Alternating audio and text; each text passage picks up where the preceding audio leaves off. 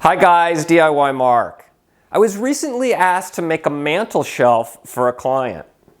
The customer had already picked out a couple pieces of 100-year-old barn board to make the project with. I thought I'd share with you what I've learned when working with reclaimed materials and hopefully give you a few tips that I picked up along the way.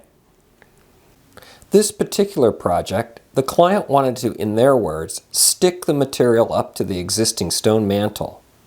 Like most reclaimed boards, they had a pretty severe warp and twist to them.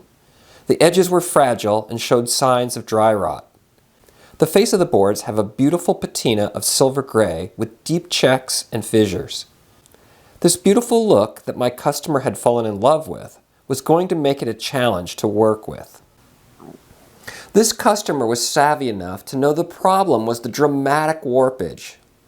I suggested that I first build a box to cover the stone mantel and then use the box to attach the barn board to it.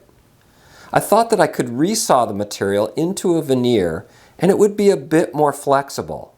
I could then overcome the lumber's warpage and twists while keeping the patina intact.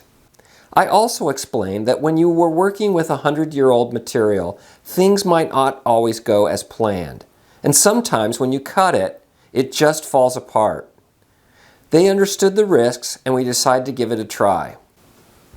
After measuring the mantel and developing a drawing, I realized that one of the boards they supplied would not be wide enough to use as the top of the shelf as they intended. So I focused my attention on the face of the mantel. With the mantel being more than 7 feet long, I first made a sled so that I could straighten one edge on my table saw. This edge would mate up against the top. With the face of the board so warped, I decided to change the traditional tall fence setup on my bandsaw for the resaw. The plan was to create a narrow fulcrum on the fence so I could easily maneuver the bent piece. I used an old closet pull dowel and cut it off about 8 inches long. Then flattened one face of the dowel and attached it to the fence from the back with a couple of screws. I then positioned the dowel just slightly ahead of the bandsaw blade and tightened everything down. I positioned the roller stands level with my bandsaw table to properly support the long piece of lumber as I was going to push it through. Placing some painter tape on the edge of the reclaimed lumber, I marked the depth of my cut with a marker. This would give me some guidance on how well I was making a consistent cut. I placed the one straight cut edge down on the table of the saw. With one face of the material up against the dowel, I slowly pushed the material into the blade, making adjustments by pivoting the board and keeping it on my marks as I progressed.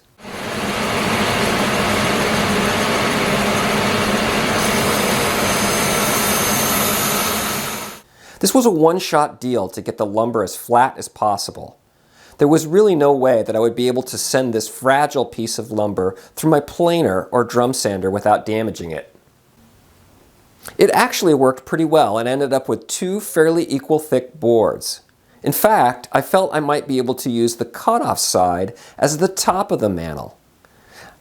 Since the birch plywood box was nearly white, I stained all the edges black to hide any imperfections of the reclaimed material. I spent about an hour dry fitting, tweaking, and sizing the veneers onto the plywood box. Then mitered the face of the board to create returns to cover the ends of the box. One more dry fit, and then it was time to glue up. Using regular carpenter's glue and lots of clamps, I started with the front face, let it dry, and then the same operation for the top. After removing the clamps, I was pretty happy with the results. The veneers turned the box into what looked like a solid beam from an old barn.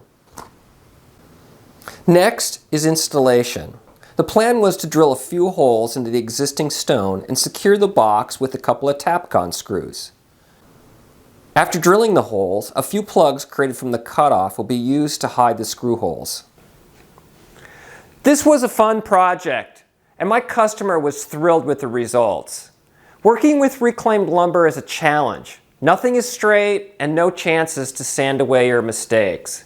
But I also learned that the rough texture does help hide the joints and gives you just a bit of wiggle room. I hope you found this was helpful and maybe learned from my mistakes.